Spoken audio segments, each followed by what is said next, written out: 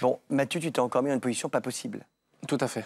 On t'a mis dans un engin qui va très très vite et on a la chance d'avoir avec nous aujourd'hui sur ce plateau deux invités de choix. Nous avons Romain Henrich, capitaine de l'équipe de France de bobsleigh. Pas mal quand même, hein, énorme. Et nous avons Alexandre Von Hout avec nous, médaillé d'or de bobsleigh à 2 au championnat de France, je crois, en 2005 et en 2006. Hein, c'est ça, 9 fois champion de France au total. Hein. Oui, c'est ça. Puis surtout, j'ai la chance de descendre avec notre invité. Et oui, c'est ça le truc, c'est ça qu'on va découvrir, descendu avec Mathieu en bobsleigh. Et pour revenir à Romain, alors Romain, donc là, 2 Jeux Olympiques déjà, on espère les prochains évidemment, c'est à Pékin les prochains Jeux d'hiver, hein, je crois en 2022. Oui, c'est ça, ce sera en 2022, donc on a 2 ans devant nous pour essayer d'aller se préparer pour faire une médaille. Explique-nous un peu ce que c'est, Romain, le bobsleigh exactement, parce qu'on a vu des images, on va en voir pendant que tu parles, c'est très impressionnant.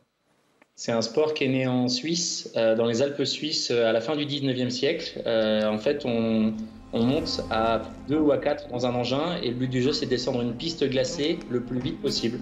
Donc historiquement, ça se faisait sur des pistes naturelles et maintenant, on pratique ça plutôt sur des pistes artificielles.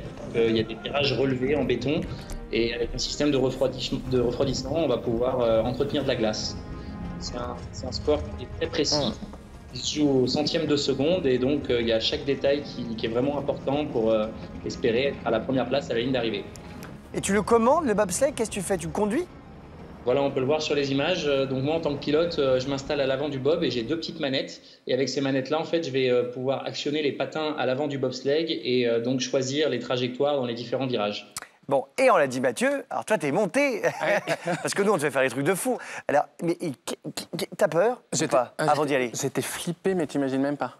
J'arrive en haut de la piste, j'ai les pieds sur la glace déjà, parce que c'est une piste glacée forcément pour que le bobsleigh glisse. Donc déjà, ça glisse. Et ça glisse. J'ai failli tomber d'ailleurs, hein, parce que je suis pas stable sur la glace. Si tu tombes avant même d'être dans le bobsleigh, on est mal. Et là, je tombe nez à nez avec cet énorme engin qu'est le bobsleigh, j'en avais jamais vu. Alors je l'avais vu quand je regarde la télé. Oui, on voit ça à la télé. Ouais. Mais là, je tombe nez à nez avec le bobsleigh et on me dit, vas-y, rentre dedans. Bah, c'est le but de l'expérience du club public. Hein, oui, mais c'est ça qu'il faut faire. T'imagines même pas. T'as hésité ou pas, franchement? Oui, franchement, j'ai hésité.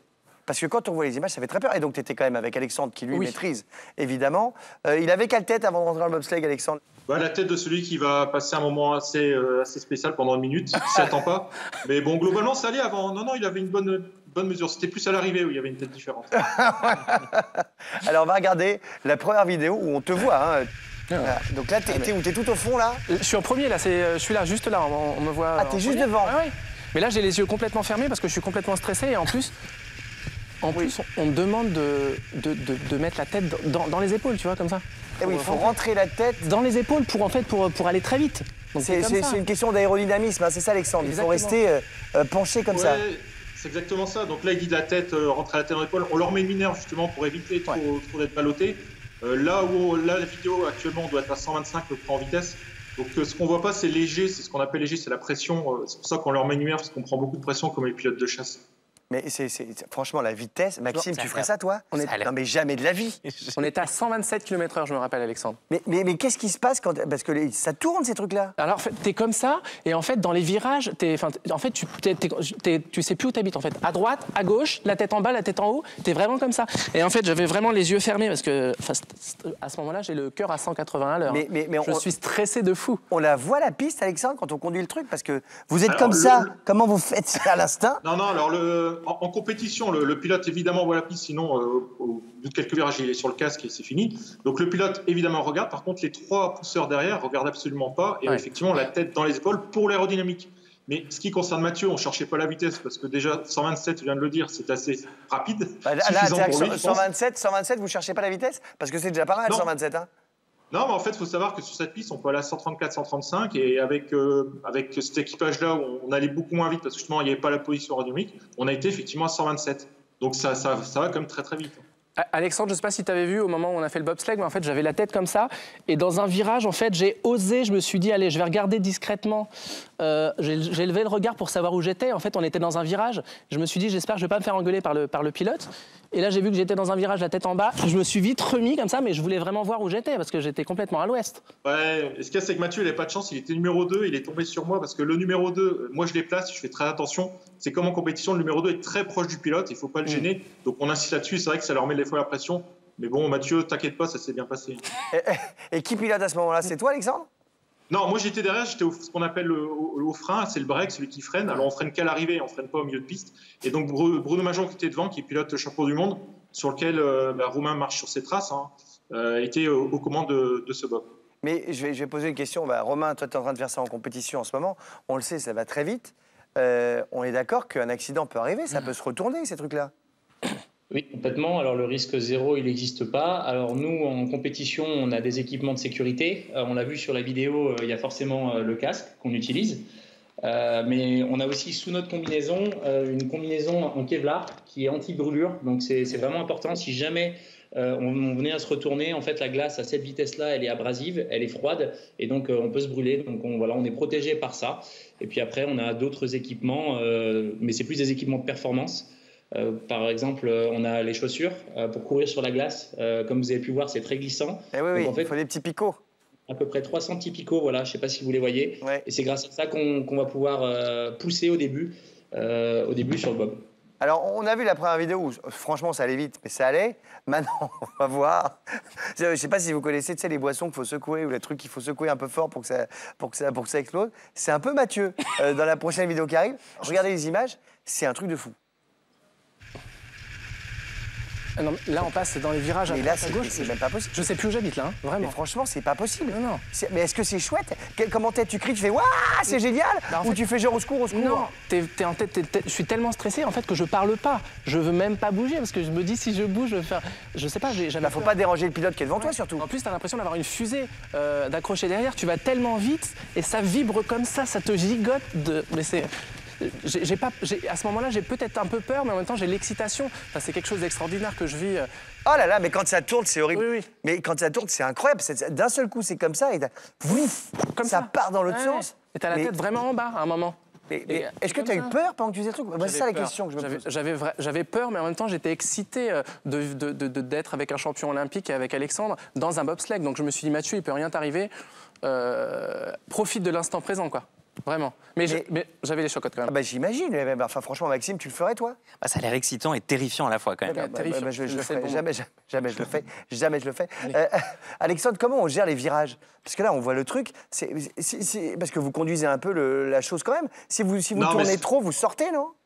Non, on peut pas sortir. Enfin, on peut. C'est arrivé pendant une minute, qui s'y attend pas, mais ça se fait plus. Ça ne peut plus arriver depuis 15 ans. C'est exceptionnel. On va prendre l'exemple d'un Romain ou d'un Bruno. Il n'y a aucune chance qu'ils sortent de la piste. Éventuellement, comme il dit, le risque zéro n'existe pas. Donc la chute est possible. Et la chute, bon, vous avez éventuellement des petites brûlures et c'est tout. Donc on ne sortira pas. Par contre, c'est vrai qu'en vidéo, c'est impressionnant parce qu'on voit l'enchaînement des virages.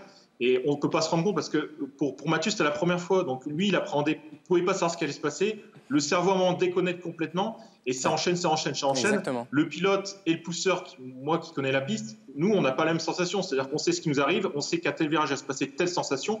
Et du coup, pour nous, ce n'est pas du tout la même chose qui se passe. Donc c'est pour ça que c'est très impressionnant à voir en vidéo comme ça et à vivre.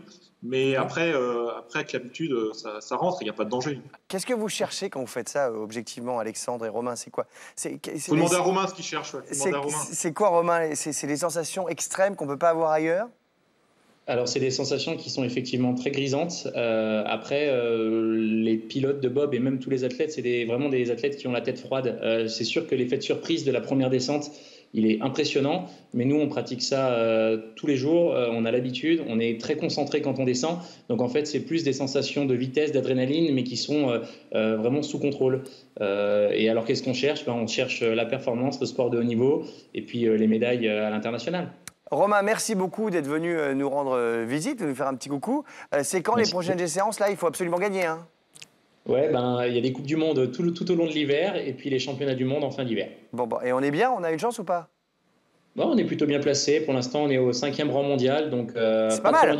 Ah ouais, c'est pas mal. Allez, on y va, on y arrive. Merci beaucoup d'être venu nous faire un coucou. Et Alexandre, merci de rester avec nous encore quelques instants pour la foire aux questions. On a une question justement sur le bobsleigh dans la foire aux questions. Merci beaucoup Mathieu. Merci Alex. Je suis content de voir que quand même tu reviens. Tu es en forme, il est souriant, il est content. Bon, on va maintenant passer justement à la foire aux questions. C'est pour ça qu'on a gardé Alexandre. On a une question pour lui. C'est parti.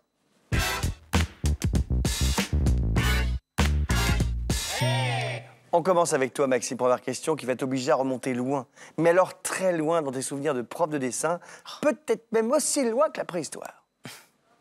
Bonjour, je m'appelle Yakine, j'ai 9 ans, je suis en CM1 et j'habite à Mérignac près de Bordeaux.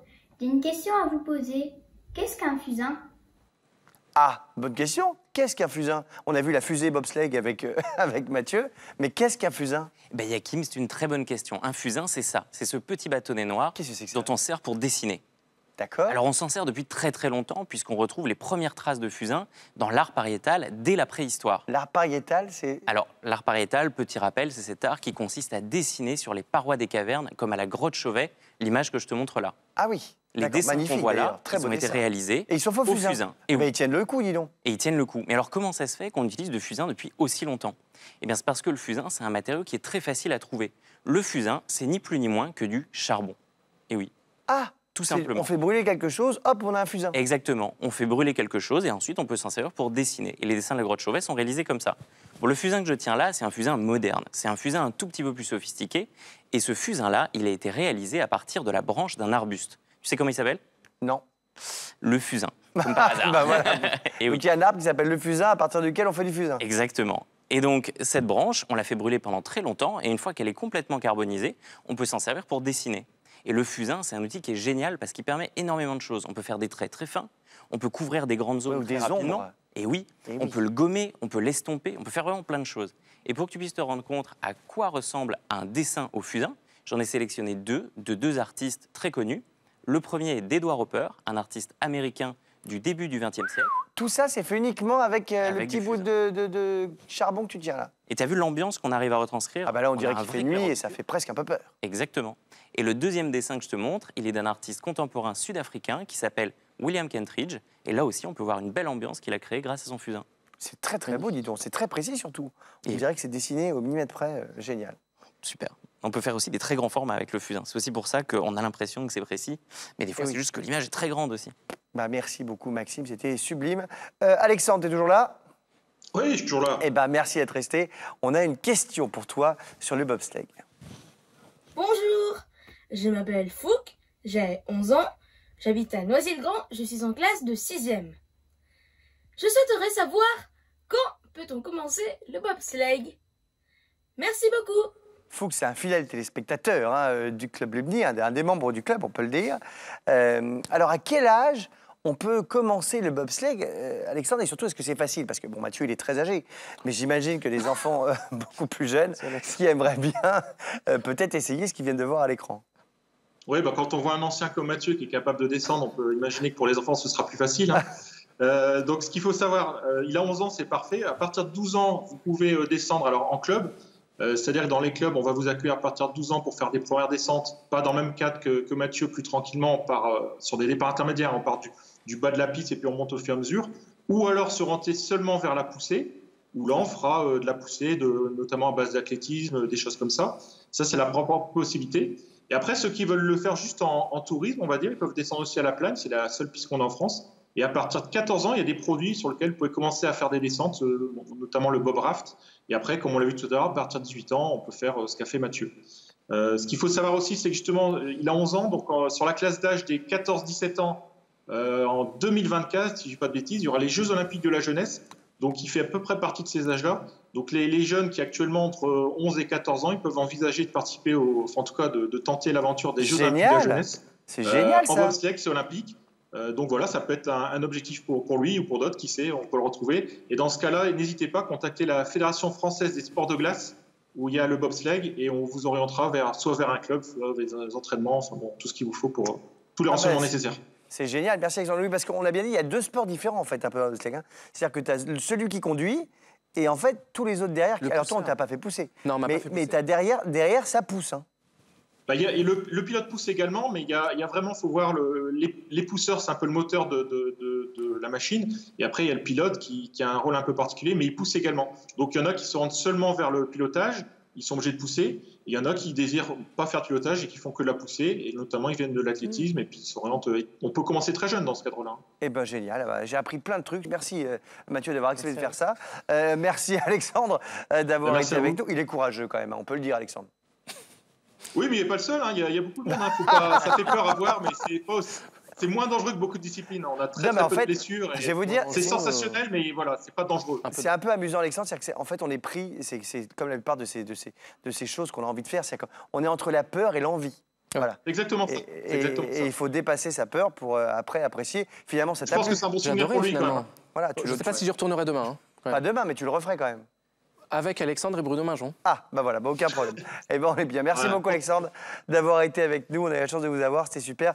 Merci beaucoup. Et maintenant, on va passer à l'ami Maxime. Et Hein oui. Et oui, on va faire un petit cours avec les animaux. Exactement.